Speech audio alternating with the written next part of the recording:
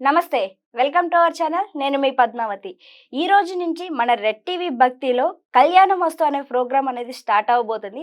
అయితే దీంట్లో కళ్యాణం గురించి మరియు కుజదోషాలు అనేక సందేహాల గురించి మనం చర్చించబోతున్నాం. అయితే ప్రతి ఒక్కరూ వీక్షించాలి అనుకునేవారు ఖచ్చితంగా దీన్ని చూసి వారికున్న సందేహాలను ఖచ్చితంగా తీర్చుకుంటారని మేము కూడా మనస్ఫూర్తిగా కోరుకుంటున్నాం. అయితే ఈరోజు మనతో పాటు ప్రముఖ జ్యోతిష్య మరియు వాస్తు పండితులు బ్రహ్మశ్రీ డాక్టర్ నాయకంటి మల్లికార్జున శర్మ గారు మనతో పాటు ఉన్నారు. అయితే ఆయనతో మాట్లాడి అసలు కళ్యాణంకి సంబంధించి కావచ్చు, మిగతా అనేక దోషాల గురించి కావచ్చు తెలుసుకునే ప్రయత్నం చేద్దాం. అయితే మీరు కూడా ఇక నుంచి ఈ కళ్యాణ మస్తు అనే ప్రోగ్రామ్ని ఖచ్చితంగా వీక్షిస్తారని నేను కూడా మనస్ఫూర్తిగా కోరుకుంటున్నాను. నమస్కారం గురువు గారు. నమస్కారం. శుభోదయం అండి. శుభోదయం. గురువుగారు, యాక్చువల్‌గా మనం ఇక నుంచి కళ్యాణం వస్తు అనే దాంట్లో స్టార్ట్ చేయబోతున్నాం. అయితే దీంట్లో మొదటిగా అందరికీ ఉన్న సందేహం.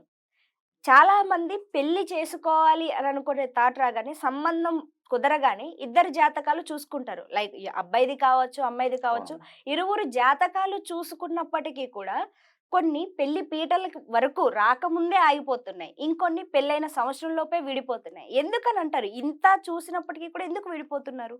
తప్పకుండా అమ్మ. ఓం శ్రీ గురుభ్యో నమః.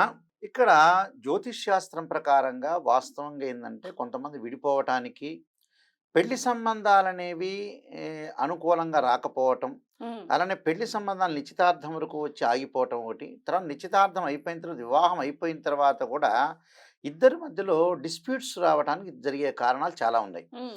అంటే భేదాభిప్రాయాలని బాగా ఎక్కువగా వస్తున్నాయి ఈ మధ్య కాలంలో. అయితే చాలామంది కూడా ఏం ఆలోచన చేస్తున్నారంటే నిజంగా ఎందుకు ఆ భేదాభిప్రాయాలు వస్తున్నాయి? మేము జాతకాలు చూసుకుంటున్నాము, గుణాలు బాగా చూసుకుంటున్నాం. గుణాలనేవి 18 గుణాల పైన వస్తున్నాయి. ఇద్దరి యొక్క జాతకాలని మేము కరెక్ట్‌గా అనాలిసిస్ చేస్తున్నాం. అనాలిసిస్ చేసినా కూడా వీళ్ళు ఎందుకు విడిపోతున్నారు? హ్మ్. మరి జ్యోతిష్యులు కూడా ఒక్కొక్కళ్ళు ఒక్కో రకంగా చెప్పడానికి కూడా కారణమవుతుందా?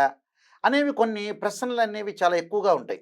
అంటే దీనిలో ముఖ్యంగా ఏమిటనంటే జ్యోతిష్యం చూపించుకునే ఎవరైతే వ్యక్తులనేవాళ్ళు ఉంటారో, ఆ వ్యక్తులు ప్రత్యేకంగా ఒక వధువు జాతకము, ఒక వరుడు జాతకాన్ని క్లియర్‌గా, కంప్లీట్‌గా తీసుకొని కరెక్ట్‌గా time, date of birth, time, place of birth తీసుకున్న తర్వాత వీళ్ళేం జేస్తారంటే కొంతమంది తల్లిదండ్రులు ముఖ్యంగా, "మా అబ్బాయికి ఈ అమ్మాయి బాగా నచ్చిందండి.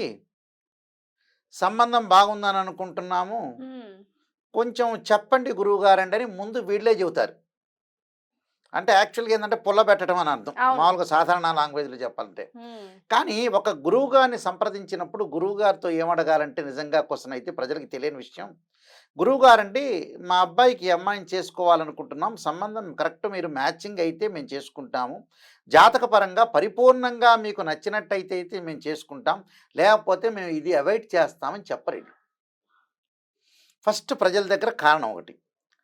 తర్వాత జ్యోతిష్యులు చెప్పే వాళ్ళ దగ్గర కూడా కారణం ఏందంటే, అంతా బాగుంది అని చెప్పటం కాదు. కొన్ని నిజంగా బాగుంటే నిజంగా బాగుందని చెప్పాలి. లేకపోతే బాగలేదని చెప్పాలి. ఫస్టు వీళ్ళేందంటే ప్రజలు రిసీవ్ చేసుకునేది ఏందంటే నెగెటివ్‌ని రిసీవ్ చేసుకోలేరు. అవును. పాపం చాలా బాధండి ప్రపంచంలో. పాజిటివ్ అంత ఇష్టం నెగెటివ్ మీద ఉండదు ఈళ్ళకి. కానీ నెగెటివ్‌నే తెలుసుకోవాలి. అంటే "శ్రేయ లోపం పెరుగుట పెద్ద విద్య, లోపమెరిగిన వాడే పూర్ణుడవుతాడట." అంటే మనలో లోపాలని సవరణ చేసుకొని జాతకంలో ఏ దోషాలున్నాయో ఆ దోషాలని పరిహారం చేసుకొని ముందుకు వెళ్ళాలి. అవును. ఒక జాతకం బాగలేదనుకుందాం. హ్మ్. అబ్బాయి జాతకాన్ని, అమ్మాయి జాతకం చూసుకుందాం. చూసుకున్న తర్వాత రకరకాల దోషాలుంటాయి. కుజదోషం ఉంటుంది, శుక్రదోషం ఉంది, సర్పదోషం ఉంటుంది, కాలసర్పదోషం ఉంటుంది, పునర్భవ దోషాలుంటాయి, హ్మ్. మాంగళిక దోషాలుంటాయి, సప్తమ భావం దోషం ఉంటుంది, రెండో భావం దోషం ఉంటుంది, పంచమ భావం దోషం ఉంటుంది. రకరకాలుగా దోషాలుంటాయి. అంటే 12 కాపురానికి 12 సూత్రాల్లాగా. అవును. ఇలాంటి దోషాలన్నీ కలిగినప్పుడు వీళ్ళేంది కేవలం గుణపంతన పట్టిక మాత్రమే చూస్తారు. గుణపంతన పట్టికే కాదు 18 గుణాలొచ్చి బాగుందిలే, 18 గుణాల పైన వస్తున్నాయి, బాగున్నాయిలే, మా జాతకం బాగుందిలే అని కొంతమంది ముందుకెళ్తుంటారు. కానీ ఇక్కడేమిటంటే జన్మ లగ్న కుండలిని కూడా క్లారిటీగా చూడాలిక్కడ. ఒక జాతకాన్ని నవాంశం అనేది వైవాహిక జీవితాన్ని తెలిపేది.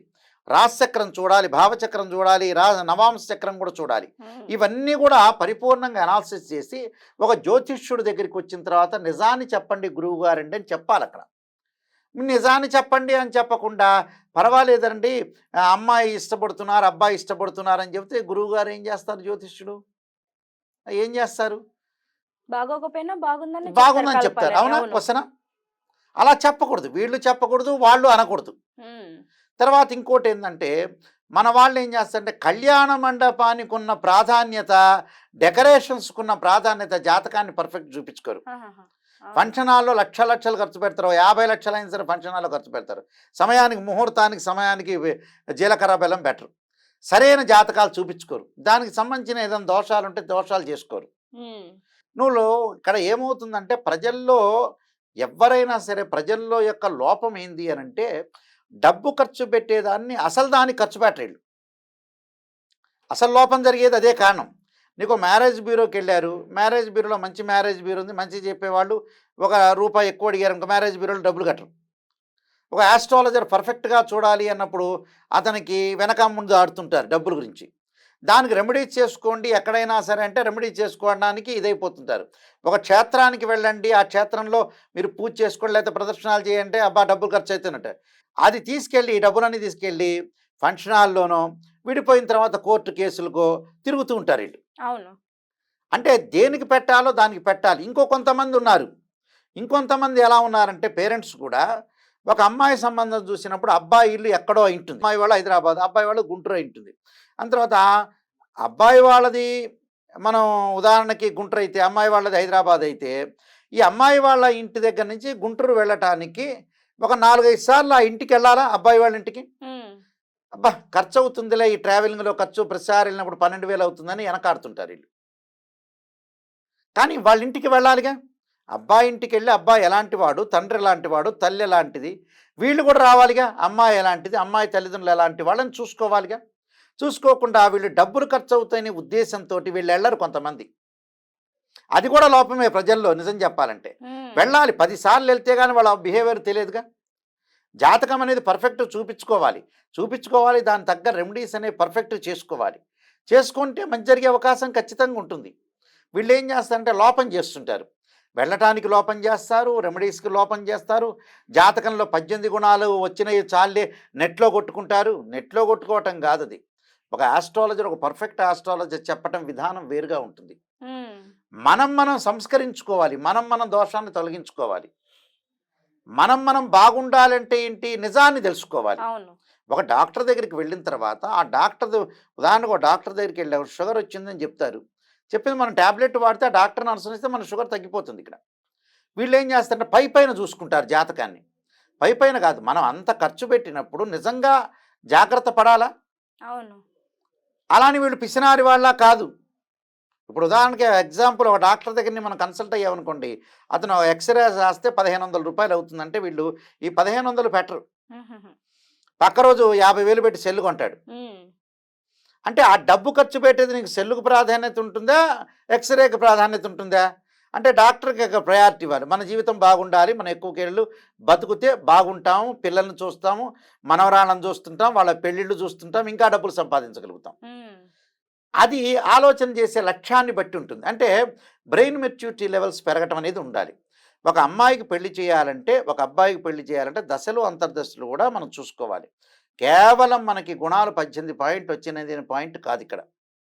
ప్రతిదీ ఆలోచన చేసి గురువుగారు మీకిష్టమైతే మేము చేసుకుంటామండి. లేతే మానేస్తాం. ఆయన మీద నెత్తి మీద భారం పెట్టాలి. అప్పుడు గురువుగారు మేము మొహమాటం లేకుండా మీరు చెప్పండి. మీరు బాగుంది అనంటే మేము ముందుకెళ్తాం. లేతే మానేస్తాం. అవును. మా అమ్మాయి ఇష్టపడుతుందనో, మా అబ్బాయి ఇష్టపడుతున్నారో కాదు.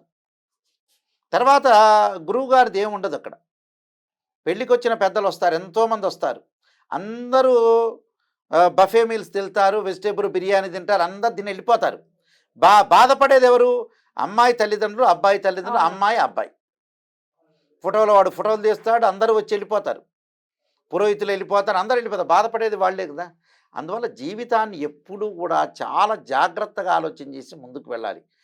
దానిలో మానవుడి యొక్క లోపం అనేది కనపడుతూ ఉంటుంది. అవును. చాలా చోట్ల కూడా మేము జాతకాలు చూసినప్పుడండి, కొంతమంది గుణాలొచ్చినాయని వాళ్ళే అనుకుంటుంటారు.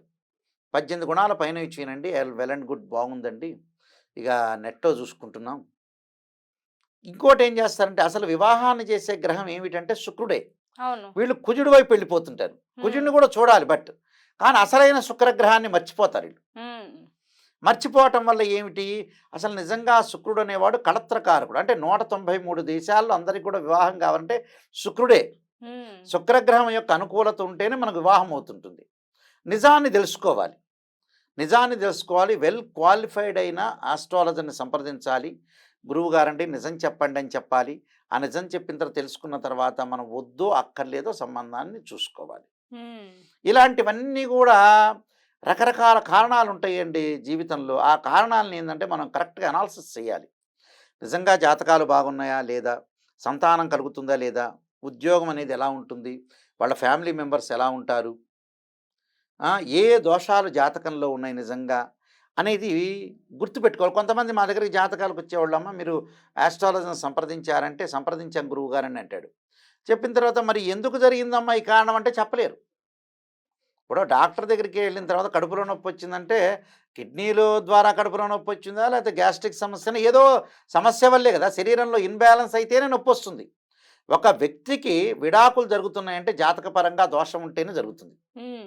అది వెరీ క్లియర్ అది. ఇప్పుడు మన డాక్టర్ దగ్గరికి వెళ్ళిన తర్వాత డాక్టర్కి తెలుస్తుంది ఆటోమేటిక్గా ఏదో కారణం తెలుస్తుంది. కానీ ఇంకా ఇన్‌డెప్త్‌గా వెళ్ళాలంటే డాక్టర్ గారు ఎంఆర్ఐ స్కాన్, సిటీ స్కాన్ చేస్తారు. చేసిన తర్వాత జాతకాల్లో కూడా మనకు అనాలిసిస్ చేసుకొని పర్ఫెక్ట్‌గా వెళితే జాతకపరంగా దాన్ని ఓవర్‌కమ్ చేయొచ్చు. అంటే పూర్తి అనాలిసిస్ చేయాలి. హ్మ్. వీళ్ళు చెప్పింది వినాలి. వాళ్ళు దాన్ని రిసీవ్ చేసుకోవాలి. పర్ఫెక్ట్ చేసుకుంటే ప్రజలందరికీ కూడా సుఖశాంతులతో ఉండే అవకాశం గ్యారంటీగా ఉంటుంది. హ్మ్. అంటే పర్ఫెక్ట్‌నెస్ చాలా ఇంపార్టెంట్ అది. నిజంగా గురుగారు మీరు చెప్పింది వాస్తవమే. ఎంతసేపు మన వాళ్ళు పెళ్ళిళ్ళు చేసేటప్పుడు డెకరేషన్ ఎక్కడ చేయించుదాం, ఎక్కడ ఫంక్షన్ హాల్ బుక్ చేయించుకుందాం, ఎంతమంది ఫోటోగ్రాఫర్‌లు పెట్టిద్దాం, చుట్టాలని ఎంతమందిని పిలుద్దాం. ఇది తప్పితే నిజమైన జాతకాలు వీళ్ళిద్దరియి కలిసినవా లేదా అనేది ఎవరు కూడా పెద్దగా పట్టించుకోవడం అవును. లేదు. అందుకనే ఇప్పుడు ఎక్కువ డైవర్స్ అనేవి ఎక్కువ అయిపోతున్నాయి. అవునవును. మినిమమ్ 6 నెలలు కలిసి ఉండడం కూడా కష్టంగా అవుతుంది ఈ అవునవును. రోజుల్లో. ఇది వాస్తవం. కానీ ఒప్పుకోరు దీనికి. అగ్రీ అవ్వము అని అంటారు. బట్ ఇది వాస్తవం. ఒప్పుకున్నా, ఒప్పుకోకపోయినా ఇక్కడి నుంచైనా తప్పు చేయకన్నా. అవును. ఇవన్నీ లేకపోయినా పర్వాలేదు.